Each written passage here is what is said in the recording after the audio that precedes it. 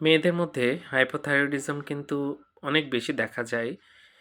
সুতরাং একটা মেয়ের যদি ওজন বাড়তে থাকে, দেখা যাচ্ছে খাবার খুব বেশি খাচ্ছে না কিন্তু ওজন বেড়ে যাচ্ছে।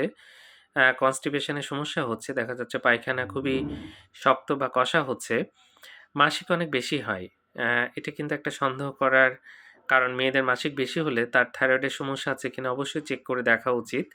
এছাড়া সবসময় ঘুম, ঘুম ভাব, ক্লান্তি, কোনো কাজে উৎসাহ না আসা, ডিপ্রেশন এবং কোল্ড ইনটলারেন্স, কোনোভাবেই ঠান্ডা সহ্য হয় না। এই সমস্যাগুলো দেখা গেলে অবশ্যই থাইরয়েড অ্যা ম্যা চেক করে দেখা উচিত যে থাইরয়েডের সমস্যা হলো কিনা।